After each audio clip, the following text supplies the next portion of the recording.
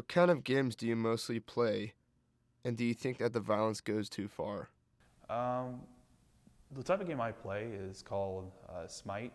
It's a game on the PC made from Hi-Rez. It's a MOBA game.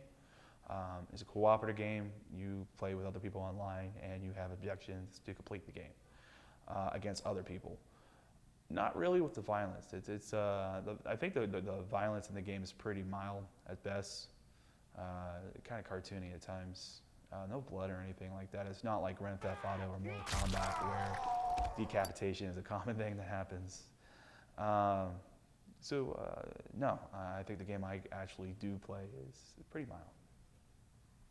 Do you think parents should put rules in place on how long their kids should spend playing video games?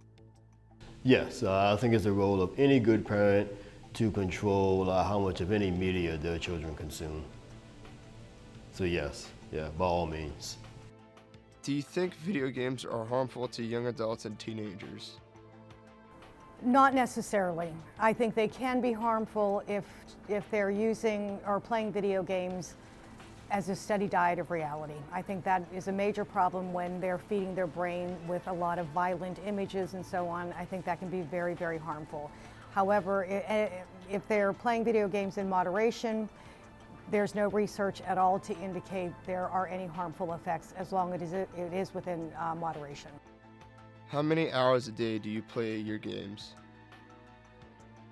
Well, being the fact that I am at the Art Institute of Pittsburgh as a game art student, you would think I would play a lot of video games from like 5 to 10 hours a day, but it's actually a lot less because our projects take hours to work on.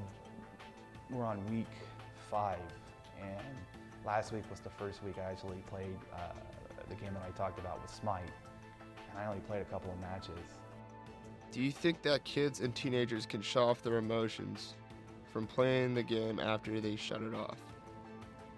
I think it depends on the nature of the game. If for children they're playing games that require strategy and critical thinking skills and they're not violent, then there's not going to be a physiological arousal. But if we're talking about teenagers who may be more inclined to play violent video games for longer periods of time, I don't think that teenagers in those conditions are able to walk away from that and immediately go back to a normal emotional range within a short period of time.